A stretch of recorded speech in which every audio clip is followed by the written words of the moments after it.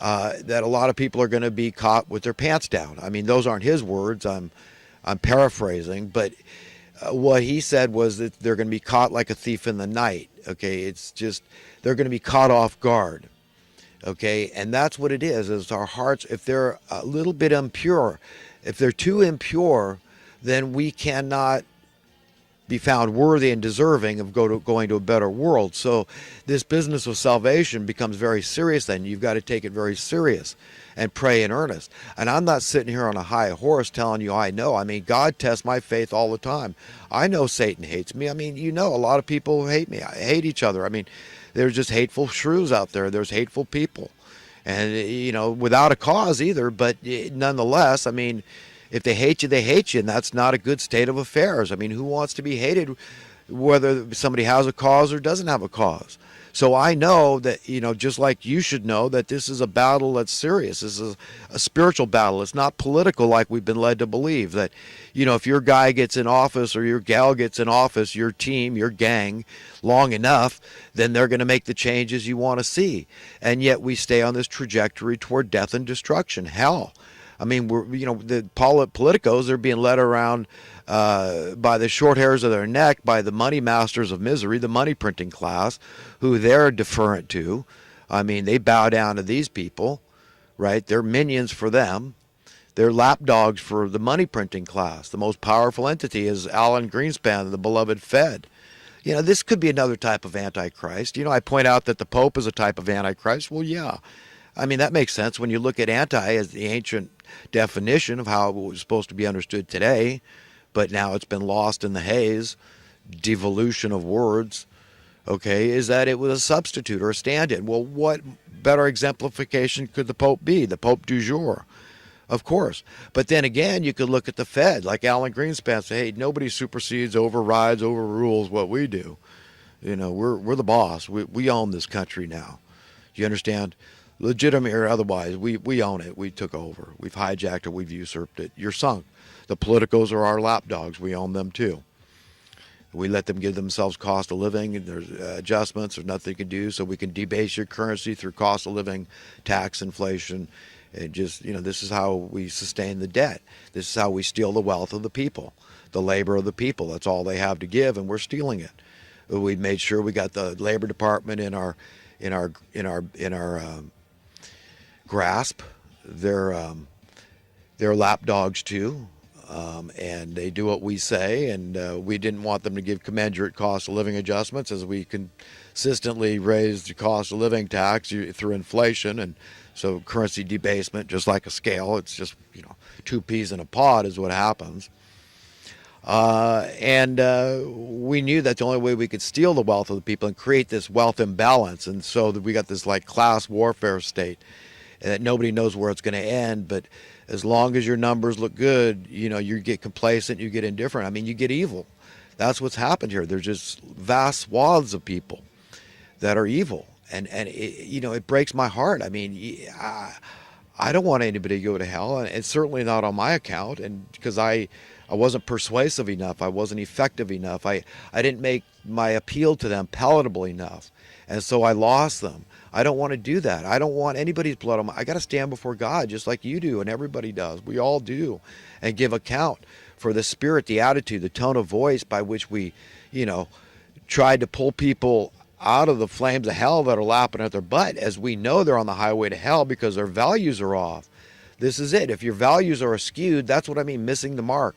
That's it, getting caught with your pants down, off guard, impure heart. You're not going to be found deserving and worthy of getting a better place. Get it very clear in your heart and mind while you have this little window of time we call human life, okay, in this body, right? We have time with our brains that God gave us to imagine a world that's perfect down to the smallest detail. Every one of us has the capability, the capacity, okay, the ability to do that.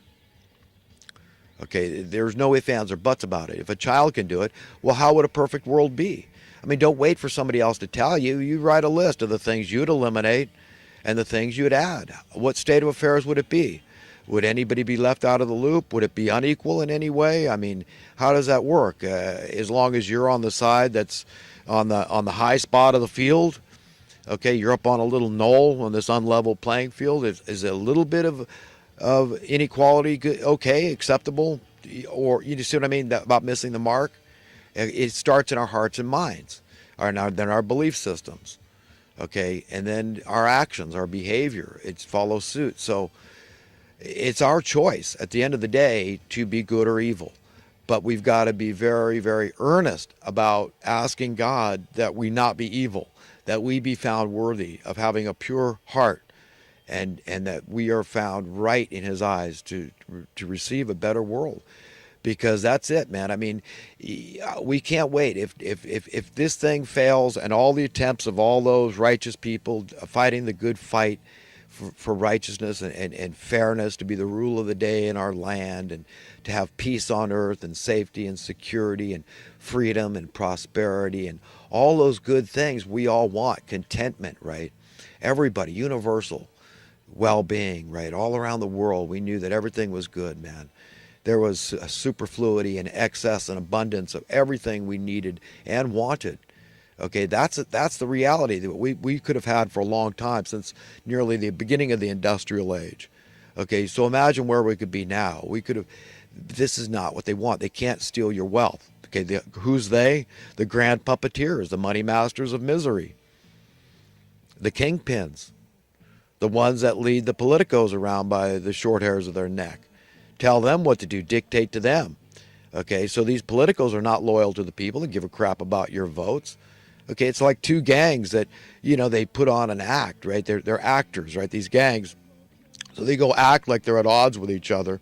Okay, but at the end of the day, the result, remember, that trajectory stays the same. So these gangs go out later and they go out and they have drinks together, and so they go menace the village, okay, in the daylight when they're acting, and they act like, hey, we're at odds with each other, and you've got to vote for your gang. In the meantime, they're dragging all of us down these paths. I mean, we got liberals versus conservatives, and Democrats versus Republicans, and socialists versus capitalists, right? And they keep dragging us down this path, and the trajectory stays the same. What's changing? It's just like a sick political, economic, social volleyball game, and we're all losing. I mean, so if we lose this thing, I mean, at least we ourselves can get off this ship. Okay, it's traumatic. Think about it. The ship is going to sink. I personally think this ship's already on the rocks. Okay, it's done. It's cooked. And I've jumped off in my heart mind a long time ago, but that's best you can do. It's traumatic, yes, but it's going to be a lot less traumatic when you at least jumped off the ship in your heart and mind, and you say, let God's will be done on earth as it is in heaven. It's as simple as that. And you pray earnestly and say, God, change my heart. If I'm wrong, my opinions, my belief systems, my credos, my philosophies, whatever. If they're wrong, then straighten me out. And that's it. And he will. You're asking for good stuff, but it is traumatic. You got to jump off in the water. It's traumatic for everybody.